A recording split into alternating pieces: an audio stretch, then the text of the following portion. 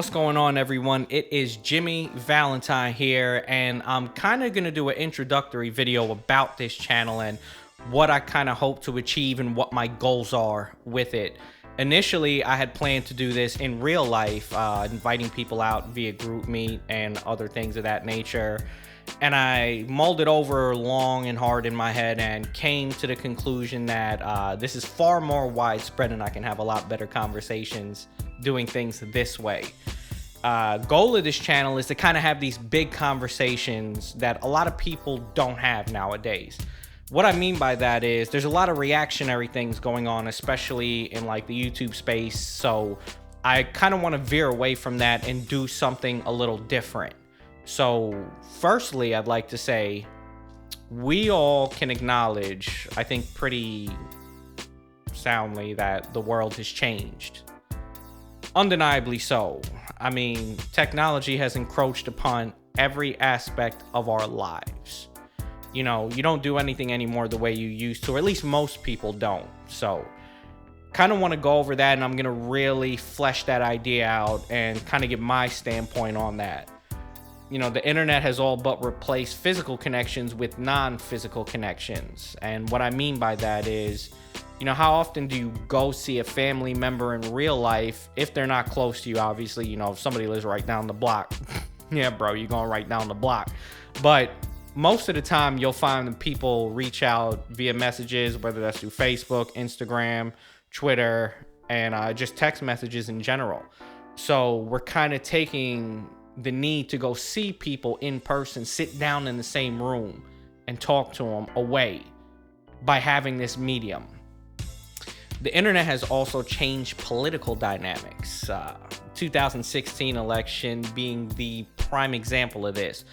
In my personal opinion, it was probably the most polarized election in our country's history. You can agree or disagree, but that's just my personal take on it. I'm 34, so, you know, if you're older than me, you probably have a different viewpoint on that. Also want to talk about the system that drives society, both by law and economically. Is it absolutely necessary to exist in the capacity it currently does? So we're talking about the political structure, economic structure of the country, laws, everything like that, which kind of falls under government. And, you know, there's a wide spectrum that can encompass that, but we're going to break that down and kind of see, is there another way? Let's talk about it. Like, I'm not espousing that we got to change things in any way. All I want to do is have a conversation and see what people think about it. You know, everybody's so dead set on their way is the way, and, you know, maybe it's not. Maybe there's a better way, that we're just so stuck in our current position, whether you're right or left or whatever, that you don't see over the tall grass and you're kind of just falling in line with everybody else's ideologies. Speaking of ideologies, I want to talk about modern ideologies, values, and principles, how they have affected our lives, while pushing the idea of inclusivity. Is that the actual end result? So we know, no surprise, a bunch of people talk about this already. You know, there's a certain political spectrum that says everything has to be super inclusive all the time, son. Otherwise, it's bad, and, you know, you're this, that, and the third if you don't fall in line with that particular ideology.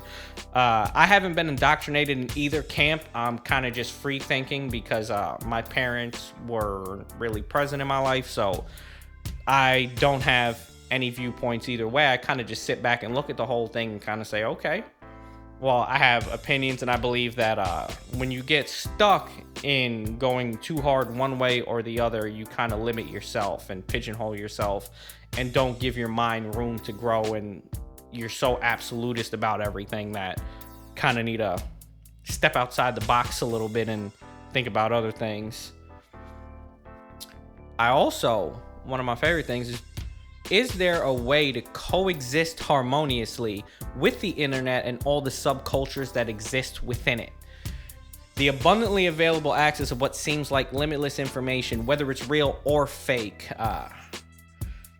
or should society as a whole strive to move down a different path? Now, I've always been of the school of thought that the internet, by large, has ruined a lot of aspects of real life, and people always attribute it to, oh, you become an adult, you start paying bills, life smacks you around, and maybe not.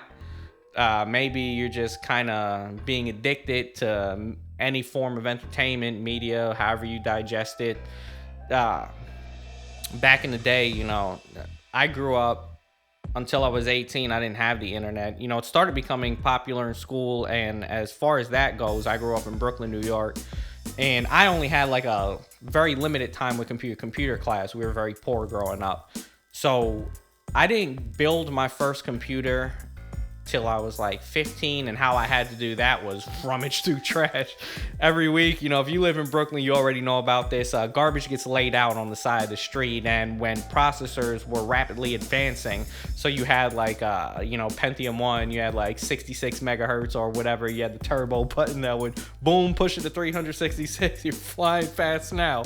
But garbage would get laid out on certain days, and I could literally go around and see towers being thrown out. When the Pentium 3 came out, people were throwing out the Pentium 1s. And eventually, over the course of, I want to say, almost a year, I had finally got like a 1066 megahertz processor, like 1.66 gigs megahertz processor, and I was like, oh yeah, this is what I'm going with. And I'd put everything together, and then it needed a Windows boot disk, which my friend lovingly so helped me out with that and taught me all about that. So I didn't get on the internet until I was about almost 19, and at that point it was AOL, and I was using free trials and kind of waiting for the free trials to come back in the mail. You check the mail fervently every day, like, oh snap, is my free trial in? And so my access to it was 56K, very slow. If you're beyond that generational time point, then you don't understand where I'm coming from, and thank God you don't, because it was nutty. So I want to talk about I went off on that tangent, but I really want to bring it back to, I've always been of the mindset that if the internet had remained strictly informational, things would be vastly different than they are now. Now, I know the internet has also sprouted a bunch of wonderful things in our lives as far as connectivity goes and everything, but there is a very dark side to that I've kind of noticed growing up without it, then with it, and now even I'm so encompassed by it that I really can't live without it anymore. So I want to know, is there a different way it can exist without so heavily affecting our lives the way it does today? It's kind of wild the way it goes now. Now, is there credence behind mantras like the law of attraction? If so, should we be deeply concerned by the overwhelmingly negative aspects to the internet, which currently governs most of our lives at this point? So I've seen things, I've seen different schools of thoughts about this, and there's like frequencies. People talk about like positive frequencies. Now, I don't get into none of that. Sounds fugazi to me. But if there is credence, and if you do personally witness things happening in your life which give credence to these ideas, like law of attraction, particularly egregious offense by Oprah Winfrey, by the way. If you remember The Secret, you should have kept it that. But they say that what you put out there in the universe comes back to you. Now, I don't know if there's some magical force out there kind of taking all your energy and then bam, smacking you back with it. Couldn't tell you. But if there is, have you been on the internet? Have you been on the internet at all? Because it is the wild, wild west out there. Yeah, companies do ban people for things like hate speech and other weird concepts, but basically where I'm coming from is I go on Facebook, right? And you see a video about a puppy falling down the stairs. Now, the puppy doesn't get hurt in this video, and people are laughing, and the puppy shakes his head, kind of looks all around. He's a little like flabbergasted by the whole thing, but it's supposed to be cute. It's supposed to be funny. You will see the comment section devolve into a cesspool of insults and derogatory comments Oh my God. Like, I've literally, you'll see the one, like, obligatory comment that's kind of like, oh, you shouldn't have been filming. You should have helped the puppy. Then you'll see somebody else chime in, oh, you must be real fun at parties. And then by the whole bottom of that comment section, that person, the initial OP is getting cussed like a dog. And this could be like a 60-year-old woman that comes from a different time when things were different. So she doesn't necessarily get what's happening right now, but people are just like, you piece of you know what. So should we be concerned about that? Because if you believe in principles like that, all that negative energy building up that's consistently put out on the internet, isn't there a rebound somewhere? Doesn't it get shot back somewhere? So, should you be concerned about that? Are we heading towards that point of no returns? Kind of where I'm going with that. Now, at this point, is there any way to change or even slightly alter the course of humanity? Given how automated things have become, do you believe it's even possible? And what I mean by that particular notion is you've seen it before, or some of you have seen it before. When you're on Facebook, you'll see articles kind of like Facebook developers have made some type of AI algorithm and they don't understand how it's working anymore. And if it happens in things like social media, I'd venture to say this is happening on a larger scale. You know what I'm saying? So, like, everything in general is becoming subject to automation. There's a lot of concern going on with, are you gonna lose your job to AI? This, that, and the third. Can we even change things at this point? Is there a need to change things at this point? Have we lost the soul of society to a soulless entity like the internet? I believe there's plenty of positive aspects of the internet. I know I seem like I kind of have this nihilistic outlook on, the internet, things of that nature, social media. It's not the case. I see the positive, beneficial aspects to it, but I also see the detriment it has to us as humans. People are more disrespectful than they ever been. And I believe it's because they don't have to see people in person. Back in the day, you had to shoot your mouth off to somebody, right? And somebody was within arm's reach to put their hands around your neck or smack you upside the head. So, do we even have to change things? Is it possible to change things? These are questions that I want to kind of get into later on as I kind of build the channel and put out more videos.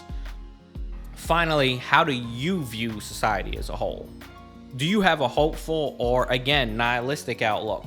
What kind of changes do you think would be beneficial to most of us? And when I say most of us, you cannot appease every single person.